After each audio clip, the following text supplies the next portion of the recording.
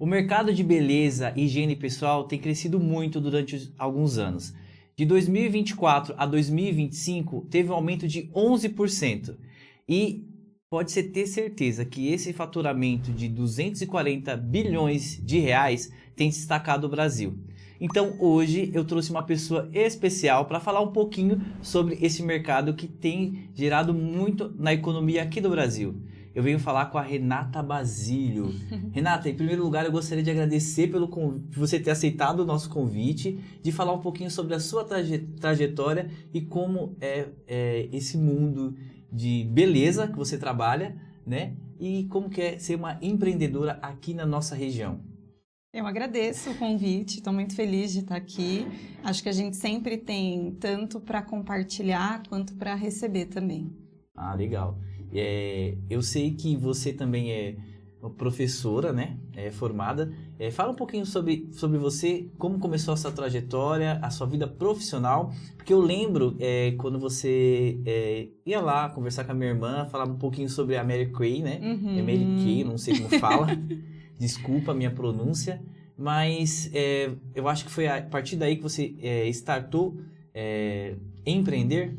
Sim, e daí veio a minha primeira frustração também dentro do empreendedorismo, né? Então, eu venho da educação, uma professora de geografia, e na educação eu encontrei alguns limitadores por conta do sistema educacional, né? Então, eu amava o ambiente da sala de aula, eu amava lecionar, mas era um sistema que me travava, que não me dava condições honestas de trabalhar. E uma coisa que me despertou parte do meu desinteresse na educação, além de toda essa questão de sistema, eu tive claramente a questão de projeção, ficou muito claro para mim. Então, eu me casei, eu ganhava mais que o meu esposo como professora, e em menos de 2 anos na indústria, o meu esposo conseguiu dobrar o salário dele, e eu entendi que eu não ia conseguir sair muito dali de onde eu estava. E fui em busca de uma renda extra. Em pouco tempo, vendendo batom, literalmente, eu consegui a renda que eu tinha em sala de aula. E te fazer uma pergunta, existe, aproveitando, né? Existe outros professores ou outros servidores públicos, né?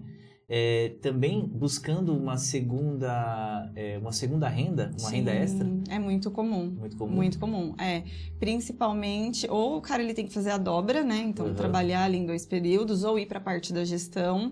E também tem professor que vende carro, tem professor que tem podcast. Ah, tá, verdade. Sempre tem a busca por uma outra via de ganho. Porque, por mais que você ame a sala de aula, chega um momento em que te dá uma frustração. E ou você vai buscar uma outra via de ganho, ou você acaba indo para a gestão mesmo, às vezes sem ter tanta habilidade assim. E você acha que... Eu não sei, tá? Tô fazendo umas perguntas, pode ser que você consiga me responder.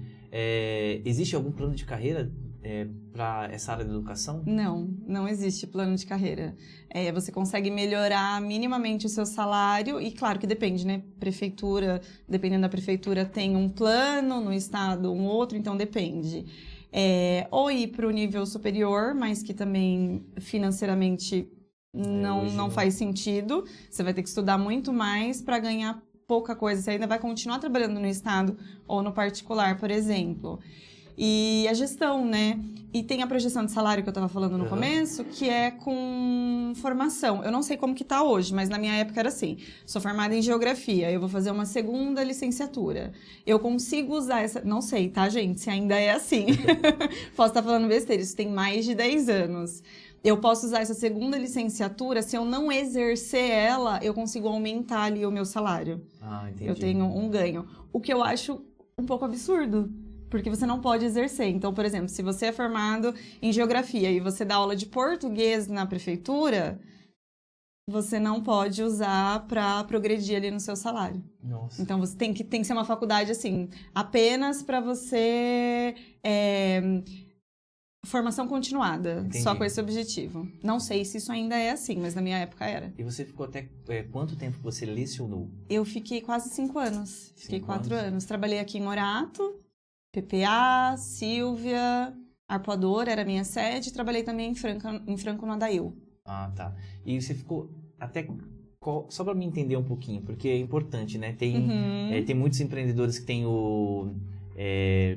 antes da pandemia, durante a pandemia e o pós-pandemia. Você chegou a lecionar durante a pandemia? Não, eu já tinha saído. Então, educação para mim foi 10 anos atrás, antes de eu ter a minha segunda filha. Tá. Eu saí da educação, entrei na Marquei, porque eu falei, não faz sentido continuar. Foi um ano muito ruim na educação no estado, muito ruim mesmo. E aí eu decidi deixar.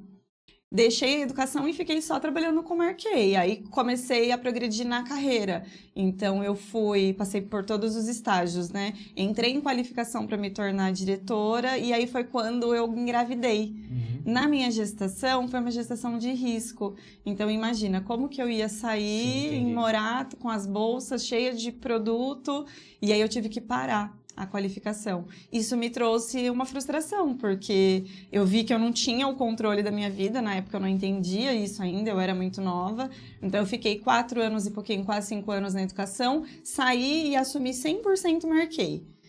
Quando eu caí na qualificação, né, que é quando a gente chamava na Marquei, eu teria que recomeçar todo o processo. Descer alguns degraus. Isso, descer todos os degraus. Então, por exemplo, toda a equipe que eu tinha estruturado ficava para minha diretora, ficava para minha líder. Entendi. E eu tinha que recomeçar do zero. Eu perdi essas pessoas, eu não podia recomeçar. Aí isso me trouxe uma frustração novamente. Foi quando eu falei pro meu esposo, olha, como eu tô grávida e do meu filho, quando eu dava aula, eu saía da creche do meu filho, da escolinha, e ia pra escola. Saía da escola e pegava meu filho. Eu não aproveitei o primeiro ano dele.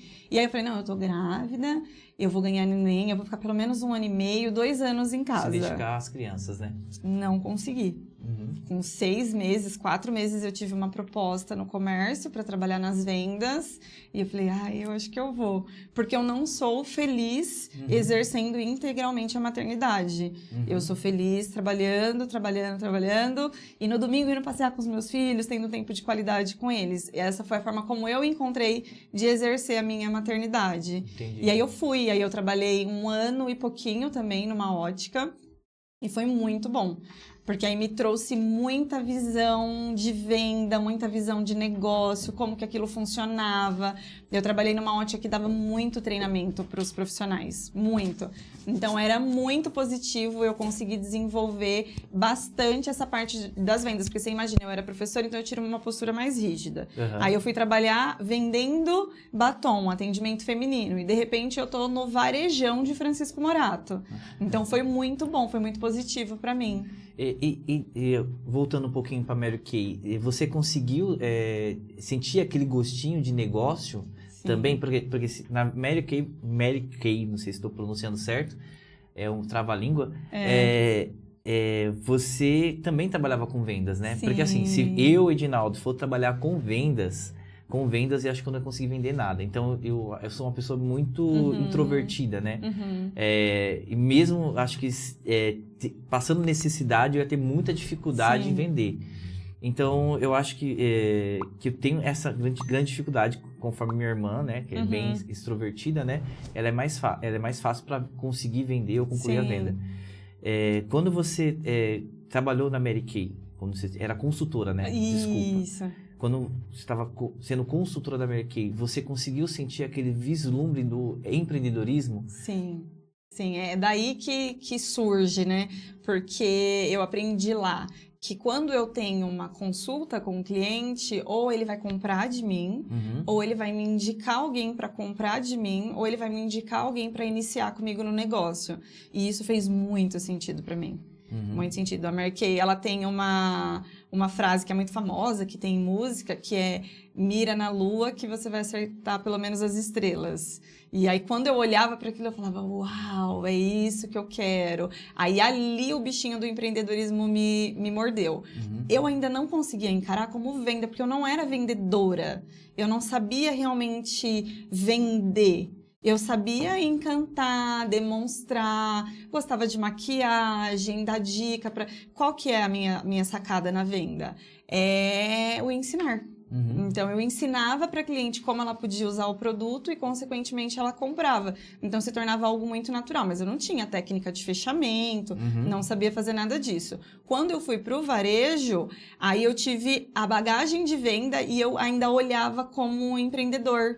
Porque a loja que eu trabalhei era uma rede muito grande e o dono é um visionário. Então, eu tive a experiência de uma visionária norte-americana e um visionário brasileiro. O cara era filho de dono de ótica e ele montou um império nesse mercado. E ele criou um ecossistema. Então, foi a primeira vez que eu percebi o ecossistema.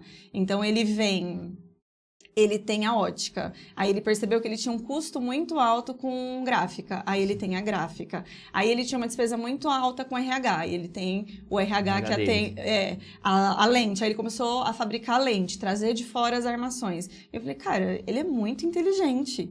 Muito inteligente. E fui entender sobre ancoragem de preço, sobre oferta isca. Eu olhava aquilo, por mais que eles treinavam a gente, ensinando a gente a vender e aprender, porque essa rede, eles davam muito treinamento técnico. Então, eu me conectei muito com a rede por isso. Porque eu falava, cara, eles educam. Quando eu entrei, eu fiquei 2 semanas em Mauá, num hotel, para aprender sobre ótica. Entendi. Nossa, foi assim uma experiência incrível. Eles davam um treinamento e capacitavam você. Exatamente. Então, você com o CLT, que isso é importante, gente, porque tem muita gente que hoje critica o CLT. Eu fui CLT durante quase 20 anos, né? Trabalhei no hospital durante quase 15 anos. E o que eu aprendi trabalhando no hospital, todos os processos, foi muito importante para mim. É legal que você falou uma coisa que está muito na moda hoje sobre ecossistema, mas não é o caso. E você acha que nessa experiência, nessa vivência que você teve na Mary Kay, na educação e também na ótica, você conseguiu absorver e hoje você consegue implementar algumas coisas ou melhorar ou adaptar na sua empresa? Sim, e eu passei pelos 3 setores, né? Eu passei pelo setor público, eu passei pela CLT e agora empreendo. Eu tento filtrar. Então, o que eu via na CLT, por exemplo, essa coisa, se você não comprar de mim, você vai ser um parceiro comercial. Eu sempre vou ter uma conversa que vai agregar de alguma forma. Isso, para mim, é algo que eu trago muito forte da Marquei. A venda mais consultiva. Na educação, é vender ensinando. Sim. Porque na sala de aula a gente também vende, né? Para você conseguir ter isso 10 anos atrás. A atenção de um menino que passou, às vezes, o dia inteiro na 25 de março carregando carrinho. Aí ele chega para sentar na minha sala de aula em 45 minutos, uma vez na semana. E ele vai prestar vestibular. Como que você vende geografia para esse menino? Então, para mim, sempre é sobre venda, né? E na CLT, a estrutura, e eu vi um negócio estruturado, foi o que mais me encantou. Porque ainda na Marquei, essa é profissional liberal, né? Profissional autônomo, né? Isso. Quando eu fui para a CLT, eu consegui ver melhor a estrutura. E entender o processo, entender como aquilo funcionava, como eu tinha que me posicionar e também errar, né? Ser corrigida. Eu senti muita diferença quando eu fui empreender, porque na ótica eu tinha uma gerente. Ela me chamava antes de eu entrar no salão de vendas e falava, Renata, você precisa vender 10 mil hoje. Bater meta. E aí eu ia com foco, você precisa de vender essa lente, eu ia com foco. Hoje ninguém me fala o que eu tenho que fazer. Entendi. Então eu tive esse choque de quem que vai me orientar? Quem que vai falar? Exatamente, porque você tem liderança. Quando você empreende, não tem, você vai ter que exercer a autoliderança. E é mais difícil. Eu acho que a gente tem que... Por exemplo, eu trabalhei muito com metas, né? Por mais que você... porque assim, no hospital a gente trabalhava só particular, né? Unidade de estratégia de negócio. Então, quando você tem uma unidade onde não gera lucro, e ela tem que gerar lucro, por exemplo, eu vou tentar resumir o máximo possível. No pronto-socorro, ele não gera lucro para nenhum hospital, teoricamente. Porque o pronto-socorro é como se fosse uma captação de clientes. Tá? Você pega, passa o cliente lá com dor, aí você vai dar um destino para ele. Ou ele vai subir para o centro cirúrgico, ou ele vai para a UTI, ou ele vai para a maternidade. Estou falando só particular, porque os convênios que vão pagar a conta do paciente. Então, o pronto-socorro não. O pronto-socorro tinha já uma tabela onde o paciente ia lá, gastava aquele valor, se você atingisse a meta ou não, e depois ia embora. O que acontece? O que eu aprendi no hospital, a gente tinha que gerar lucro no pronto-socorro. entendeu? E tinha que bater meta. E nós, como empreendedores, que nem eu falo lá no escritório, eu tenho que bater uma meta anual para conseguir chegar ao meu faturamento. Esse exercício que eu tive no hospital, que a gente conseguiu gerar lucro economizando na energia, nos insumos, aí vinha pessoas de outros setores buscar mercadoria ou produtos no pronto-socorro que sempre nós ficávamos negativo. Então, quando você falou sobre bater meta, na minha percepção, eu e Edinaldo, eu fico pensando, será que eu vou bater a meta anual do Grupo Lu, da Adega da Lu e do Açaí da Lu? Sim. Então, eu tenho essa pressão. Parece que, quando você falou, a gente não tem um supervisor, mas eu tenho na minha mente, parece que tem um supervisor que fala assim, não, você tem que bater a meta. Esse ano a gente tem que superar todos os meses, a gente tem que melhorar na gestão de pessoas, tem que melhorar... nos insumos, gastos de insumos. Eu acho que você gasta mais, né? Sim. Até é muito interessante porque as pessoas acham que é besta. Eu gostaria de um refrigerante, eu queria 6 copos para mim tomar um refrigerante com o pessoal lá, com a molecada que quer tomar refrigerante. Então, se você dá um copo a mais, você está ultrapassando a meta de consumo da sua loja, né? Então, bater meta para mim é difícil, mas é essencial numa empresa estruturada. E eu tenho certeza que você tem essa visão. Sim. Né? No seu negócio hoje, como que você construiu, vamos dizer, se eu não me engano, é Atrium, né? Isso. O Atrium, ele é um centro educacional? Ele é um centro de beleza. Centro de beleza, mas envolve treinamentos e educação. A gente tem os 3, né? A gente tem produtos, educação e o atendimento ao cliente final. E isso daí tem sido um grande diferencial na sua empresa, né? Mas antes você começou só com salão de beleza. E eu vi que você começou na sua residência. E conte um pouquinho sobre isso é muito importante. Eu comecei na minha residência, eu não tinha essa noção. Eu via na CLT a estrutura e isso me ajudou muito a entender. Inclusive, o meu pontapé é de uma estratégia da ótica. Então, eles trabalhavam como a precificação isca. Era um valor fixo que você entrava para a loja e aí a gente... oferecia outras coisas. Exatamente. Então, eu comecei desse jeito. Eu falei, isso funciona muito bem. Só que, imagina, o varejo ele é diferente do serviço. Então, conforme eu fui crescendo, eu fui percebendo que eu estava tendo um problema e estava até depreciando a minha marca, porque eu estava me posicionando como varejo. E o serviço que eu oferecia era um serviço igual da Mercado, mais consultivo. Então, eu tive um conflito ali. Mas quando eu decidi sair da ótica, foi pensando em ter mais tempo com os meus filhos.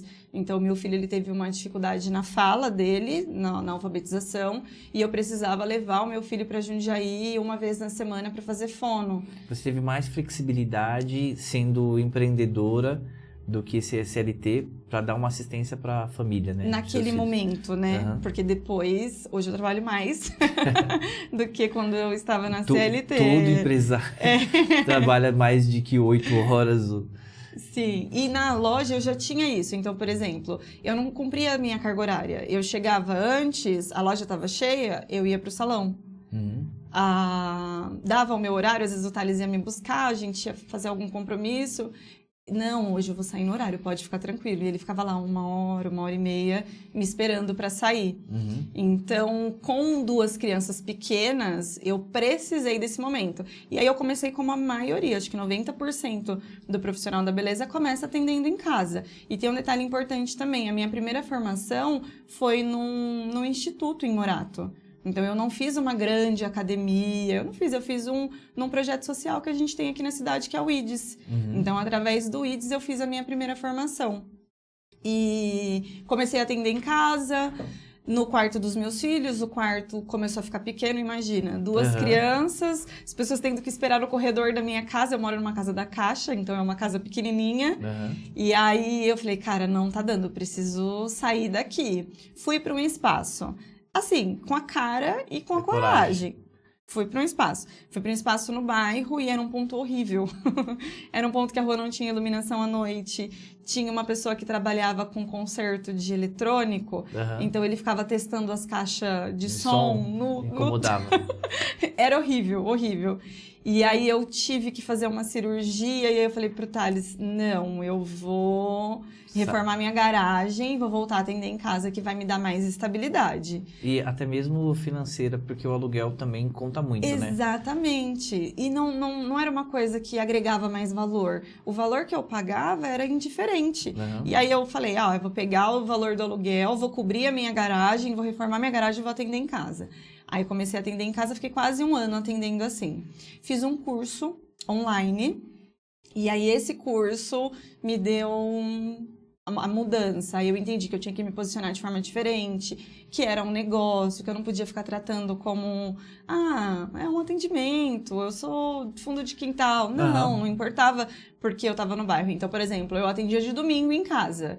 Eu me maquiava, eu arrumava o meu cabelo, 9 horas da manhã, eu abria a porta para cliente, eu estava lá como se eu estivesse atendendo no melhor salão de São Paulo. Sim. Então, isso já mudou a minha cabeça. O seu posicionamento te ajudou a atrair mais clientes. Exatamente. Isso é interessante. E também, você também teve um planejamento, né? Sim. Você não insistiu ficar no aluguel, você achou interessante recuar, reformar e fazer uma nova estratégia. E eu fiz isso várias vezes, né? Tive que recomeçar, dar passo para trás, várias vezes. Começou a crescer muito, e aí eu comecei a ter um pouco de queixa, eu comecei a ganhar um público fora de Morato, e a pessoa falava, poxa, eu já venho até Morato. Aí eu ainda tenho que subir, minha casa ela é bem longe, ela é bem afastada.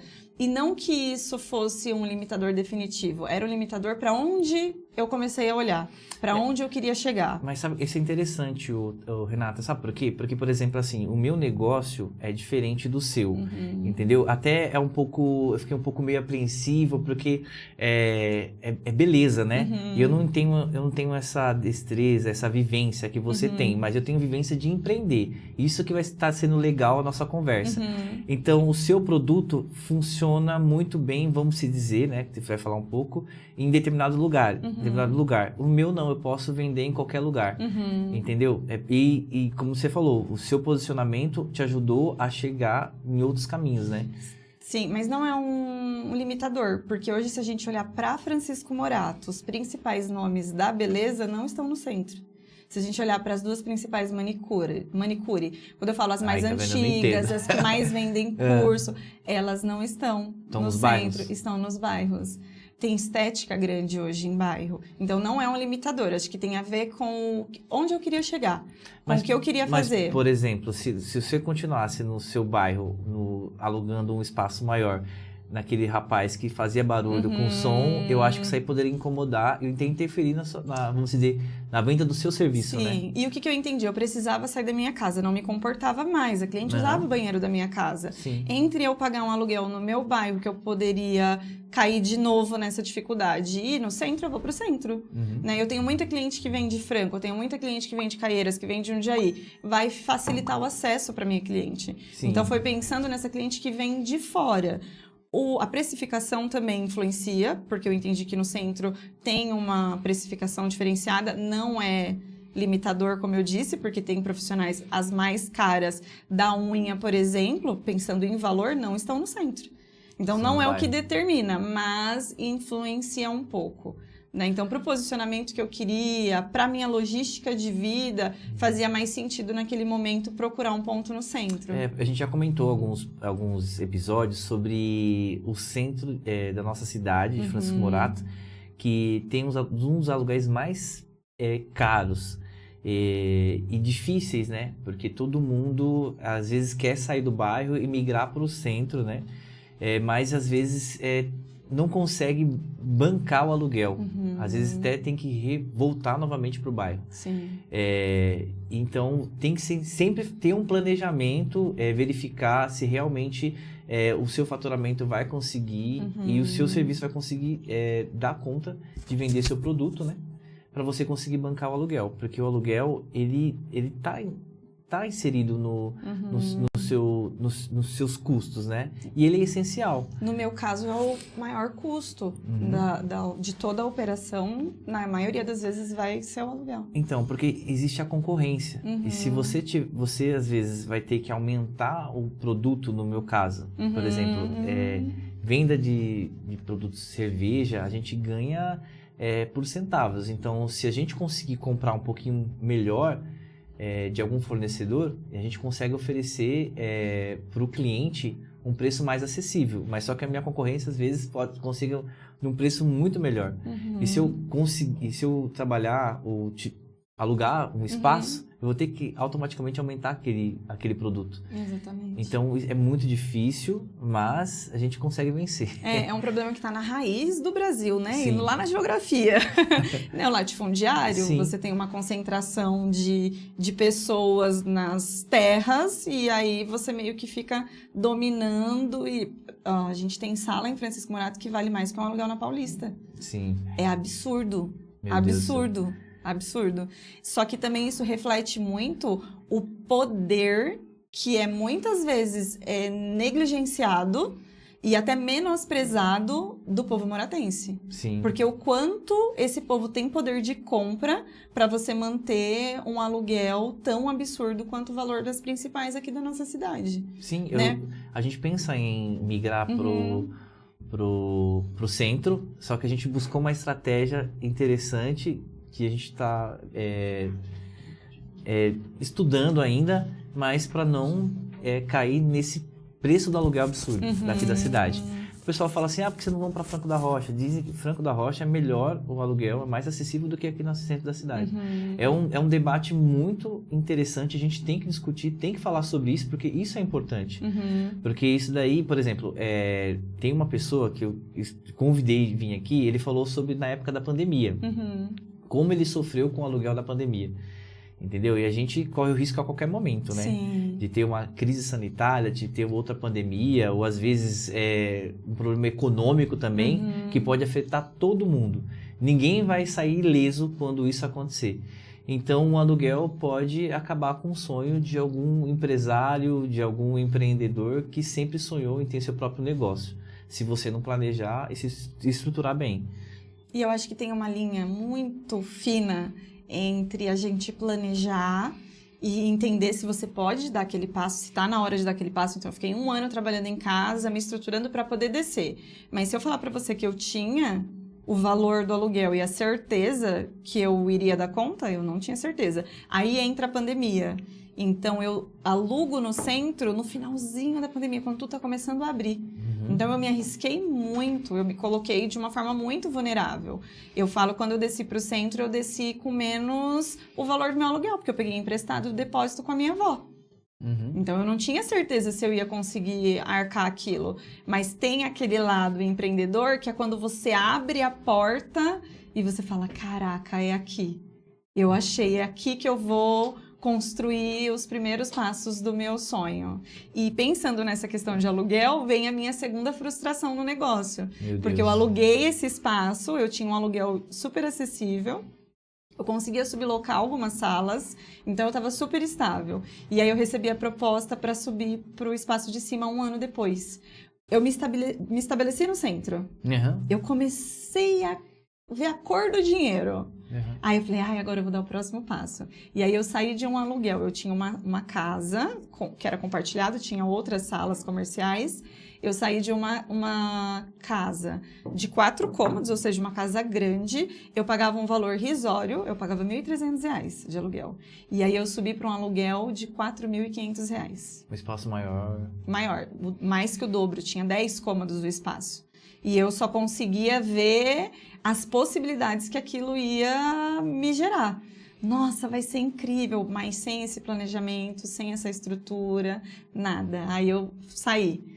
1.300. Eu não saí de 1.300 e fui para 2.500. Não. Foi para 4.000. Para 4.500. Com essa casa, pensa, beleza. Eu tinha hidromassagem, tinha 3 banheiros. Só de material de limpeza, eu gastava em média R$600 por mês. Meu Deus. Para manter o espaço. Queria ter gastado, teve uma época que eu gastei R$2.000 para manter o açaí. Você imagina. Reforma, mas por mês eu gasto R$1.000 no açaí. Você imagina. É difícil. Para lavar banheiro. Sem estrutura, sem toda essa demanda de cliente, eu não tinha essa demanda. A demanda que eu tinha era para o espaço que eu estava lá embaixo. O que eu deveria ter feito? Tirado as salas que estavam sublocadas e centralizado o meu negócio ali. Não, eu falei, não, vamos para um espaço maior. E aí tem um ponto muito importante que marca a minha história. Meu marido fala que é a única vez que ele teve razão no casamento. Porque ele fala para mim, não é hora de você ir. E você foi? E eu fui. E eu fui assim, insistindo. Eu queria convencer ele de que eu estava muito certa. E ele falou, Renata, não é hora, você tá fazendo besteira. Ele fez a minha mudança na força do ódio. Uhum. Ele não questionou, não, você quer ir, ok, mas você tá tomando uma decisão errada. E eu assim, não, você não sabe de nada, você tá na CLT, você não sabe o que é empreender. Eu vou dominar o mundo, eu vou dominar Morato, o que é isso? E fui. Qual foi o resultado? Burnout. Em menos de 6 meses, eu cheguei num estágio que eu colocava a chave no portão todos os dias. Minha cabeça doía. Parecia que tinha um botão que quando eu acionava a chave no portão, a minha cabeça começava a doer. Por quê? Porque aí você começa a trabalhar com equipe, eu não tinha... Eu pensava assim, eu era professora, eu sei liderar as pessoas. Não.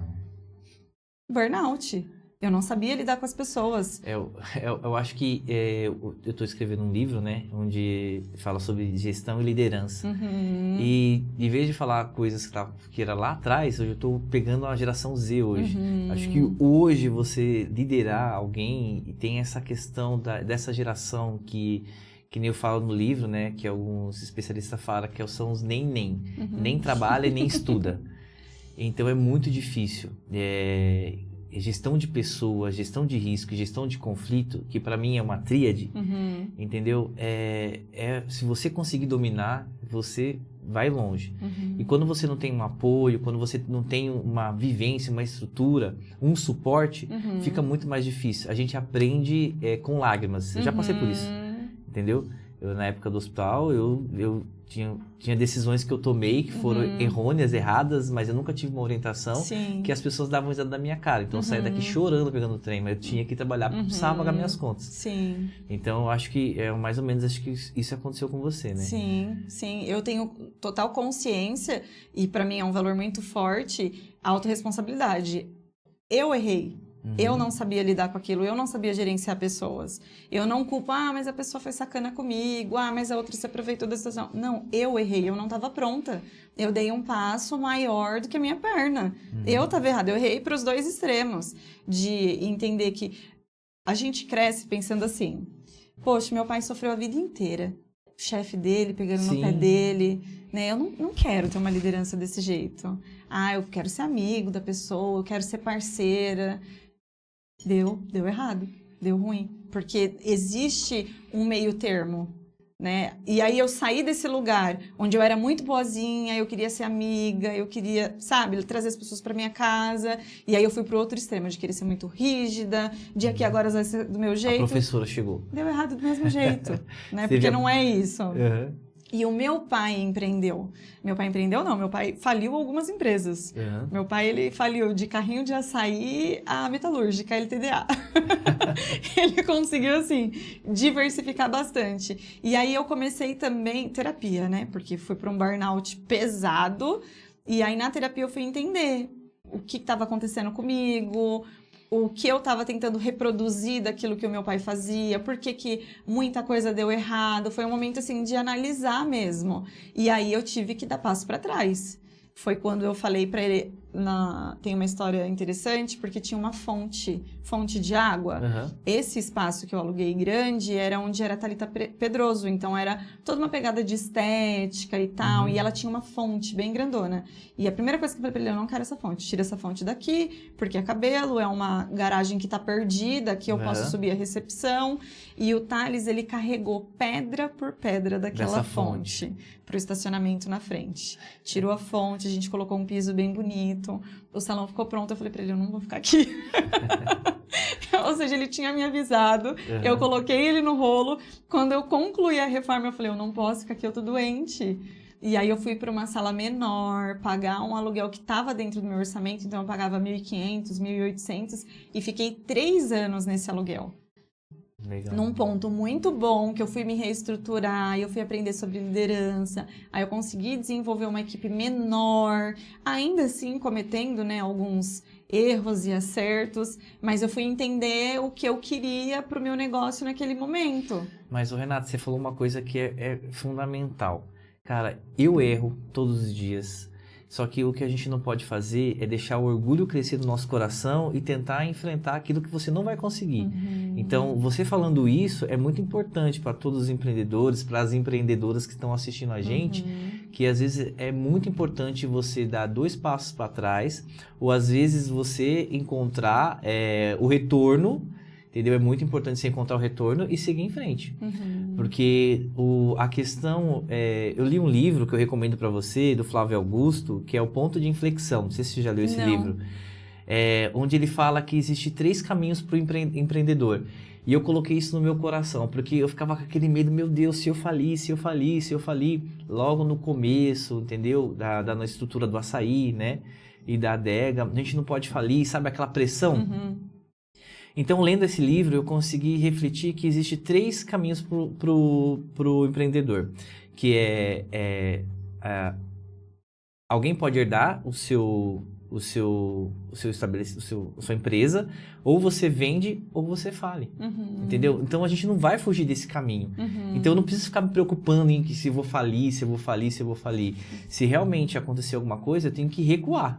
Eu não tenho vergonha de errar, porque a gente erra todo momento, todo dia, entendeu? Isso é gestão de pessoas, isso é gestão de risco, isso é gestão de conflitos. Entendeu? Eu fico feliz de você ter compartilhado com a gente e ter aprendido com você, entendeu? Espero que você inspire muitas pessoas, muitas mulheres com a sua história de vida, e tenho certeza que a partir de agora muitas vão procurar você e vão entender, porque todo mundo tem medo de falar. Sim. Eu fali, entendeu? Ou quer deixar essa história mais bonita, né? Isso. Não, eu fui para diminuir o custo. Não, é porque eu tomei uma decisão errada, é porque eu não suportava aquele valor. E para complementar isso, muitos empresários grandes aí faliram 2, 3 vezes. Sim. Se você for olhar a história do rapaz que vendeu a 99, ele tentou, ele abriu 30 empresas e aí conseguiu fazer o aplicativo 99, depois vendeu por 3 bilhões, o pessoal lá do Oriente Médio. Entendeu? Então, tipo assim, os nossos erros, eles têm que ser...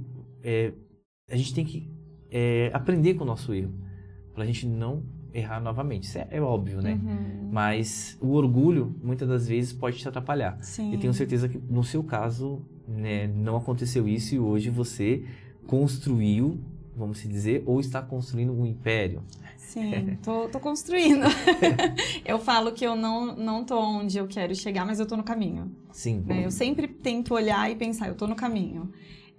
O mundo, ele acaba... Ele está mais estético do que nunca, né? As pessoas querem vender o poder, o sucesso.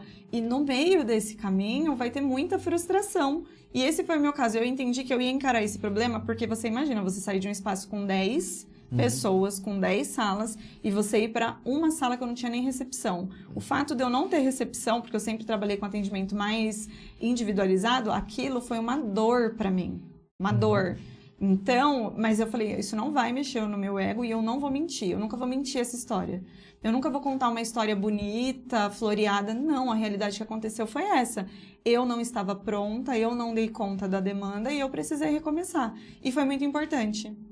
Foi muito importante, porque a gente ficou quase 4 anos nessa sala.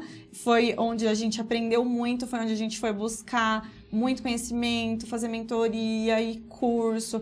Então, nos meus 2 primeiros anos, eu entendo que se tornou uma empresa quando eu desci para o centro. Eu tomei consciência de que era uma empresa. Enquanto eu atendia na minha casa, era uma renda extra. E nessa época, quando você foi para o centro, você teve algum tipo de consultoria para montar uma empresa? Não, eu focava muito em comprar conhecimento técnico, então eu queria ser muito bom tecnicamente. Cuidando, cabelo, unha. Eu fiz curso com dermatologista e implantista da PUC. Entendi. Eu investi muito em conhecimento técnico e não sabia nada sobre gestão. Quando eu tive o burnout foi quando eu procurei a primeira mentoria, que hoje, inclusive, a minha mentora, ela é minha amiga pessoal. Foi onde surgiu uma amizade, ela continua sendo uma inspiração. É alguém daqui da região, ela é de Caieiras. E aí começou a abrir a minha mente. A partir daí vamos continuar estudando, vamos participar de evento, vamos entender. A terapia também ela é muito importante, foi muito importante para mim, para eu colocar as coisas no lugar e entender o que eu realmente queria, porque acontece que às vezes você fica num efeito manada. Então, tá todo mundo dando curso, então eu vou dar curso. Tá todo mundo descendo pro centro, então eu vou descer pro centro. Tá todo mundo pintando de rosa, então eu vou pintar de rosa. E aí eu falei, não, mas o que eu quero? A sua o que faz sentido pra mim? Te colocou no equilíbrio. Sim, e eu passei por 2 terapias, tá? A primeira, ela me pegou no burnout, então eu estava extremamente agressiva. Eu falava com ela de forma agressiva. Tipo assim, não quero falar disso, sabe assim? E esse período ficou quanto tempo? Foi rápido. Foi uns 4, 5 meses. Ela era muito querida, ela era muito boazinha e eu tava num estágio, assim, extremamente dominante e de estresse. E ela foi te Ela acalmando. sofreu comigo. E aí depois eu troquei e aí eu fui pra uma que ela me trazia mais comandos, né? Então aí ela começou a me ajudar na gestão de tempo. Renata, faz isso. Ela foi me direcionando mais. A abordagem dela era diferente. Então eu vejo que cada uma foi necessário para cada uma dessas fases que eu passei, né? E hoje, vamos dizer que você teve alta ou você ainda tem um tratamento? Não. Porque é importante, porque muitos empresários eles falam, eu fui pro terapeuta, e é contínuo, né? Porque a gente precisa, porque isso aí, porque ninguém fala sobre... Sim. É interessante conhecer essas terapeutas para vir aqui conversar com a gente. Sim. Porque tem esse estigma, né? Tipo de, não, você é louco quem faz terapia. Não, é importante. E só quem sofre burnout, né? É só funcionário. Não, mas empresários também. Sim. É fornecedores, é clientes sendo agressivo com a gente, é funcionários também sendo agressivo com a gente. Então isso é importante. É legal que você tá continuando e você consegue manter o equilíbrio, né? Sim. Eu já pensei em fazer terapia. Eu tenho uma... Por conta da minha ansiedade. Eu acho que terapia é pra gente ter performance, né? Porque a gente é bombardeado por muita informação, muita tomada de decisão. Então, a gente tá sempre sob pressão. E eu tenho uma amiga que ela é terapeuta, a Nath. É minha amiga pessoal, assim, uma das minhas melhores amigas. E ela insiste muito com a gente, né? Porque eu não estou fazendo no momento. E ela fala, você tem que voltar. Não é pirâmide, não é sistema de pirâmide. Não é que eu tenho que te incluir nesse negócio. É porque realmente vai fazer muito bem pra você. Então, eu acho que o fato da gente ter que lidar com muita tomada de decisão dá um pouco... Porque a gente se ouve na terapia. Nunca fiz terapia, mas tenho vontade. Tenho meus escapes, que eu gosto muito de viajar. Que pra mim é um momento de desestressar. Sim. Mas é interessante. E a gente tem que sempre focar nesse tema, porque empresários aí têm sofrido cada vez mais por conta, que nem eu falei, bater meta, essa pressão de que, eu vou falir, muitas coisas, que nem você falou, é muita pressão, muita tomada de decisão. E é importante, façam terapia, gente. Sim. Façam que nem a Renata. Nesses quase 4 anos que eu fiquei nesse espaço, eu passei por esse processo e fui me reestruturar. Nesses 2 últimos anos que a gente está agora, o Thales saiu da indústria. Então, durante todo o meu período empreendendo e casada, ele trabalhou numa multinacional. Então, a gente tinha... Eu empreendia, mas a gente tinha a estabilidade da CLT na nossa casa.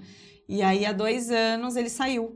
E aí, ele ficou nessa de agora eu vou com você, eu fico, como que a gente vai fazer isso? Levou alguns meses para ele entender o que ia fazer sentido para ele dentro do negócio. E aí, há 1 ano e meio, mais ou menos, ele já está integral comigo, cuidando mais da parte da distribuidora, né?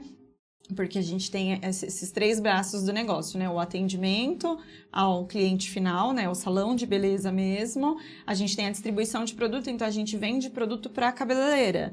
Cabeleireira da região de Morato, Caieiras, Franco, Perus, até Jundiaí, a gente que é o distribuidor oficial da marca que a gente trabalha e representa. E também os cursos. Então, ele me ajuda muito com o curso, porque ele quem fala diretamente com a cabeleireira. E eu fico mais na parte do salão também. A gente se ajuda, a gente teve que ajustar a comunicação, porque foi muito difícil no começo para a gente conseguir encontrar... O que é esse ajuste da comunicação? Eu sei, mas fala pro povo. A gente precisou ter mais clareza, a gente precisou se ouvir mais. Eu já havia passado por aquele episódio lá atrás que eu não ouvi ele, então eu tive que entender ainda mais isso, tipo assim, eu não sou a dona da razão. E estabelecer alguns limites. Sim. Então, por exemplo, as pessoas falavam pra mim, Renata, é difícil trabalhar com seu esposo? Aí a gente falava, não é difícil trabalhar com o esposo, é difícil voltar pra casa com ele. Porque você volta pra casa e todos os problemas voltam juntos, você não para. Sim. Então, antes eu chegava em casa e eu falava com ele, aconteceu isso, isso e isso. Você imagina você fazer isso todo dia. Todo dia. Chegou uma hora que a gente não conseguia olhar um pra cara do outro. Porque Sim. assim... Aí eu falei pra ele, a partir de agora... E aí, você não controla o ambiente.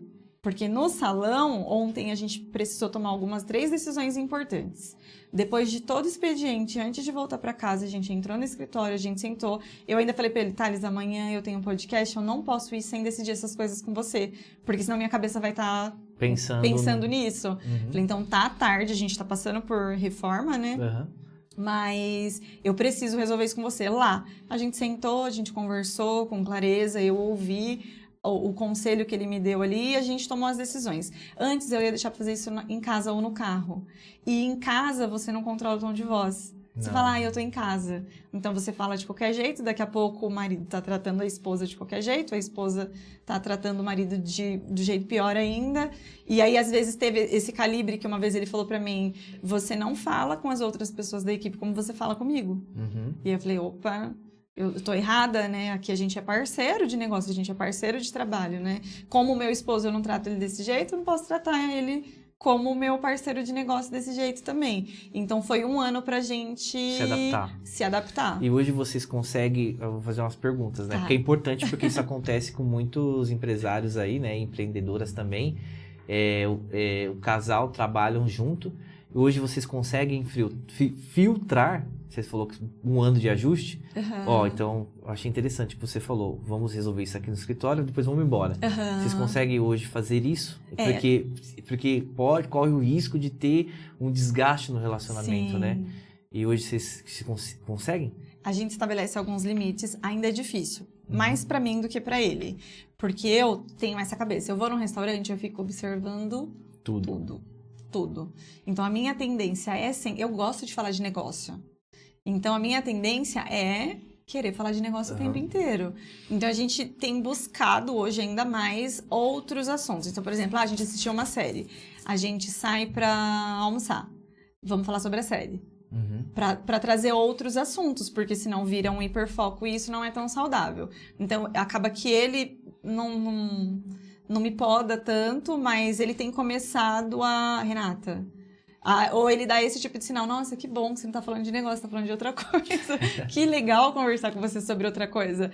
Mas, por exemplo, no meio dessa conversa, que ele acabou de me falar isso, aí ele fala, nossa, mas se a música aqui tivesse mais ambiente... Aí eu falo, mas você não queria falar de negócio?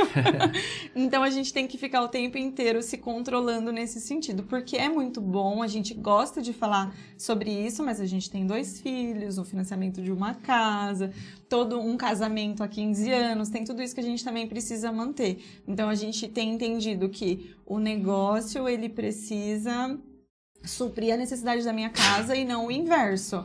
E a gente tá passando por um período que hoje a gente precisa colocar mais energia no negócio. Mas também a gente estabeleceu um período para isso. Ah, legal. É importante, porque senão vai ter um desgaste, né? Mas, Renata, você também dá cursos e treinamentos. Fala um pouquinho mais sobre isso. Porque eu falei no começo aqui do Átrio, né? E eu acho que o Átrio faz parte desse ecossistema do seu negócio. Sim. Inclusive, a mudança para o novo espaço foi muito pensando na questão dos cursos, porque eu falei que eu tinha uma sala comercial só e eu não conseguia, eu estava tendo que alugar um outro espaço para fazer a administração dos cursos, ou até a cliente cabeleireira chega e ela quer falar sobre produto e a minha cliente final tá ali, então a gente começou a ter um pouco desse conflito e como a gente vai administrar tudo isso dentro dessa sala. E aí surgiu a oportunidade da gente pegar uma sala com uma boa localização, uma casa, né? Só que precisa de muita reforma, porque esse é um outro ponto muito negativo daqui dos aluguéis da nossa cidade, né? A gente aluga casa, mas você tem quase que fazer uma casa nova. Sim, reforma às vezes é mais cara do que você comprar Exatamente. começar a construir, né? Então a gente teve que entender como a gente ia fazer isso, né? Vamos sentar, vamos fazer um plano, vamos pensar quanto que a gente vai gastar no ano, o que a gente tem que gastar agora no começo, o que a gente não pode extrapolar de orçamento e o quanto isso vai dar de retorno. Porque a conta que a gente fez é, o que a gente já está começando a alugar fora já é quase a diferença do que eu pagaria mais por aluguel. Sim. Mas como a gente falou, tem todo o custo que vai subir, né? De limpeza, do monte de outras coisas. E aí a gente teve que sentar de novo, tomar essa decisão. Dessa vez foi o inverso, eu tava com medo de tomar a decisão por conta do trauma, né? E ele falou, não, a gente vai.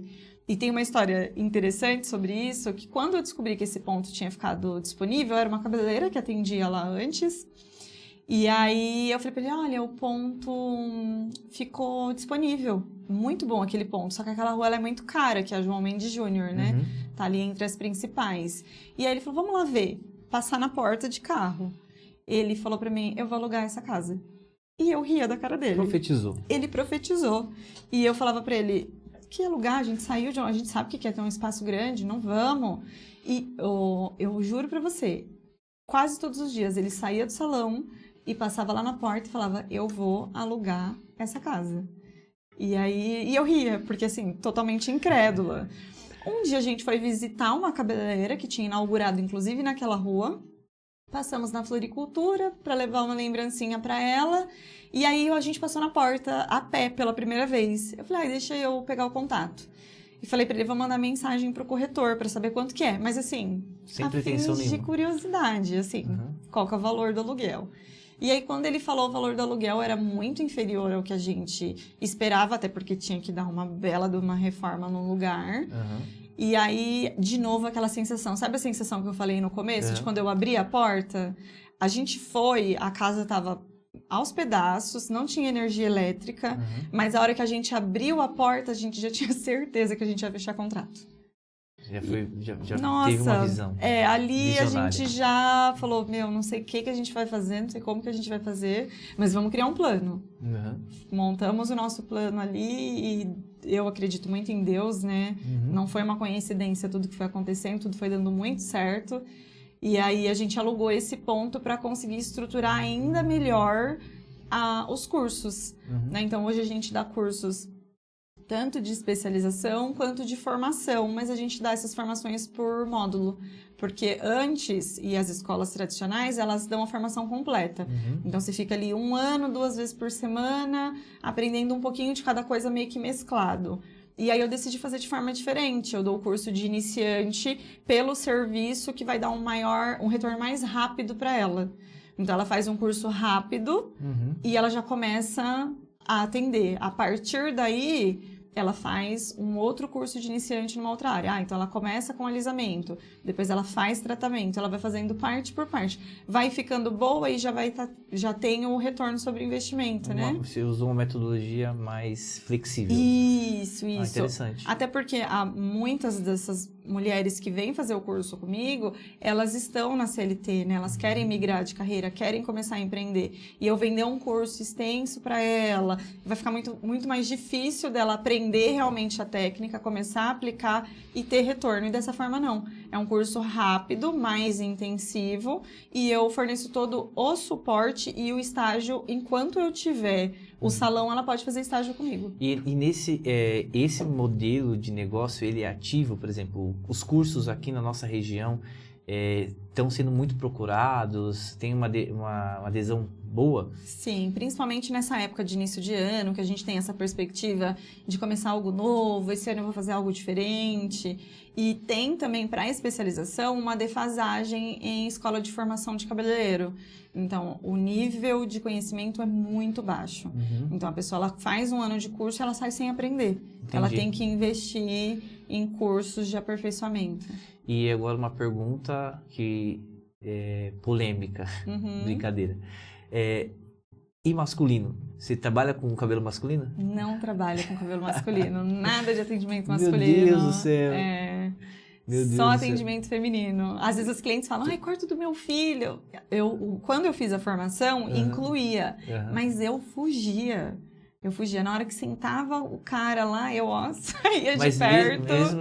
mesmo para esta formação, por exemplo, se eu sou homem, quero estudar, mesmo fazendo cabelo feminino, posso se inscrever? Sim. Eu atendo o público masculino se ele for meu aluno. Ah, tá. Agora, consumir o serviço no salão ou cortar um cabelo, não faço. Meu Deus. A gente não faz atendimento masculino, só atendimento feminino. Não, sabe por quê? Porque o público masculino, né, nessa área de beleza, tem crescido muito, aumenta muito. Por exemplo, antigamente eu cortava o cabelo uma vez por semana, hoje eu corto uma vez por mês. Hoje eu corto toda semana ou 2 vezes por semana, entendeu? Mas eu achei que você também atendia esse público também. Não atendo. A gente... Porque os homens estão ficando mais vaidosos, né? Sim, desde o início eu entendi que eu queria focar no público feminino. Não, interessante. Renata, eu gostaria de agradecer por você ter vindo, falado um pouco com a gente, tendo essa conversa. Espero que daqui a alguns meses você volte novamente. Acho que foi o seu primeiro podcast, né? Sim. Eu nunca participei de podcast também. Sou só apresentador, vamos dizer. Mas obrigado por você ter vindo, compartilhado um pouco da sua história, da sua trajetória. Eu acho que foi muito rica e teve muitos momentos que você falou, que você vivenciou, que a gente pode trazer para a nossa vida como empreendedor. Sim. Tenho certeza, gente, procure a Renata, converse com ela. Ela já é educadora, né? Ela é professora de geografia, mas ela tem toda a didática, toda a pedagogia para conversar com vocês.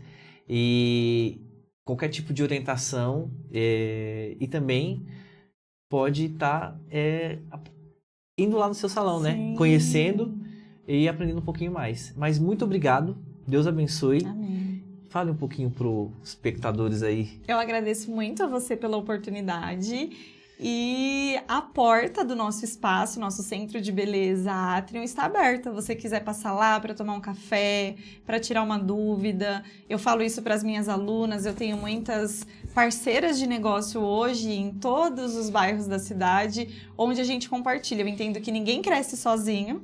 Então, você está convidada para passar lá no Atrium para tomar um café com a gente, conhecer o nosso espaço, se tiver dúvida. Se eu puder te ajudar, eu vou te ajudar. Se não, a gente vai procurar algum contato que também pode te ajudar. E onde que fica esse espaço? Fica na João Mendes Júnior, 450. Gente, siga a Renata nas redes sociais. Aprenda com ela e tenho certeza que vocês vão sair bem satisfeitos, tá bom? Bom, agora tem que falar dos patrocinadores, né? A Adega da Luz sempre está nos apoiando e está aqui com a gente. Eu tenho certeza que quando você ligar lá, eles vão estar te atendendo de uma forma diferenciada. E o açaí da Lu é o melhor açaí da cidade. Então, se um dia você nunca provou, essa é a sua oportunidade de provar o açaí da Lu, que é o melhor açaí de Francisco Morato. Muito obrigado, Deus abençoe a todos. Nossa, eu fiquei com vergonha agora no final. Por quê? Não sei.